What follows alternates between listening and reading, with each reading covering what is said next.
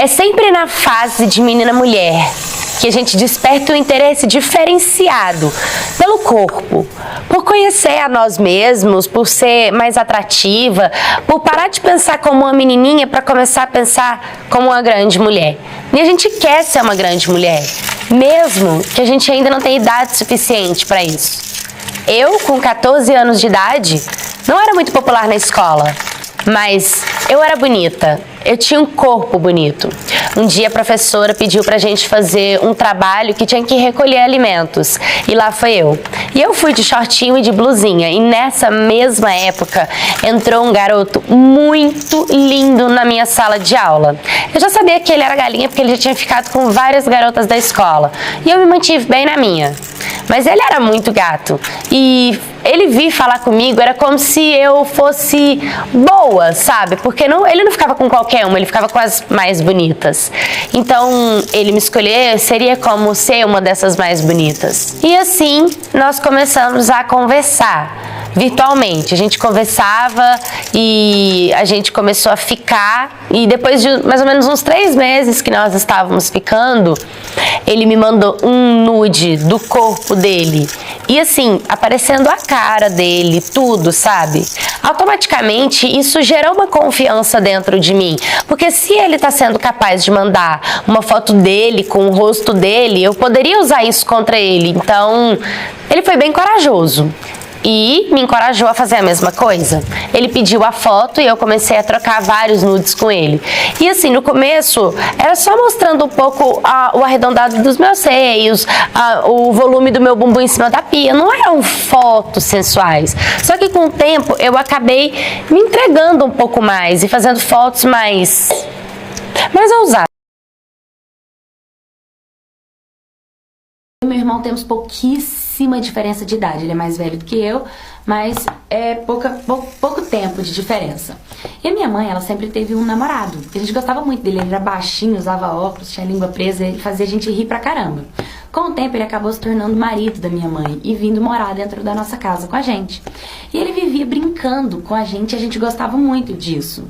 Eu lembro que tinha uma brincadeira que ele fazia, que, por exemplo, ele deitava meu irmão no colo dele e fazia assim, brincava de teclado, passava a mão assim, no corpo do meu irmão brincando e tal. Ele também gostava de fazer isso comigo, ele me virava, me colocava no colo dele, passava a mão assim em mim. Só que com o tempo, eu fui crescendo e tal.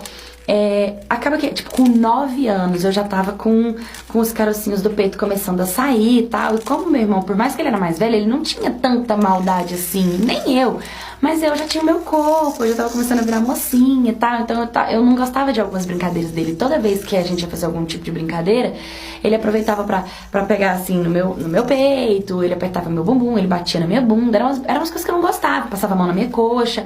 E cara, pra uma menina que nunca teve ninguém tocando no peito dela, que é uma parte sensível, quando um homem toca, tipo, chama muita atenção e dá um pouco de medo, e a gente não gosta desse tipo de situação. E eu lembro que eu já tava assim, com uns 10 anos, quando ele falou, vamos brincar de teclado? Meu irmão, bora, rindo, e eu falei que eu não queria, entendeu? E por eu ter falado que não queria, meu irmão me puxou pelo braço, ele me puxou pela perna, me colocou no colo do meu padrasto, e ele passou a mão assim em mim. E foi dito e certo, quando ele passou, ele tipo, passou a mão, tipo assim, ele abria a mão e ele passava perfeitamente, ele sabia o que ele tava fazendo. Porque se eu que tinha 9 anos de idade sabia, ele não ia saber no que estava acontecendo, entendeu? Então eu não gostava daquilo. Eu lembro que eles brincaram comigo, eu apelei com a brincadeira, falei que não queria brincar mais, eu fui pro meu quarto, bati a porta do quarto, só que no meu quarto não tinha maçaneta, então quando a porta bateu e abriu de novo. E ele chegou na porta do quarto e eu comecei a gritar, tipo, sai daqui, eu não quero com você aqui, eu não quero brincar com você. E ele, tipo, saiu. E aquilo me entristecia, né? Tipo, as brincadeirinhas dele. E todas as vezes era a mesma coisa. Toda vez quando a gente tava sozinho, minha mãe nunca tava em casa, eram as mesmas brincadeiras. Bater na minha bunda, passando a mão na minha coxa quando a gente tava assistindo algum filme. Eu evitava ficar do lado dele. Porque eu pensava, eu só era uma criança de 9 anos e ele fazia isso. Você acha mesmo que com o tempo ele não poderia piorar, agravar a situação? Então eu fui pegando raiva dele. De pouco a pouco eu não dava certo com ele. Tudo que ele falava eu batia de frente. Minha mãe falava, meu Deus, você é implicada com ele. Mas ela não entendia por que eu era implicada com ele. Também nunca me perguntou isso.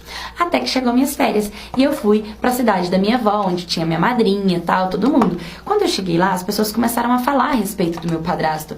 E eu me mostrei completamente revoltada. Comecei a falar que eu não gostava dele, que ele era chato, que eu tinha nojo dele, que eu tinha raiva dele. E minha madrinha olhou pra mim estranho. E depois, disfarçadamente, me chamou dentro do quarto, trancou a porta e sentou.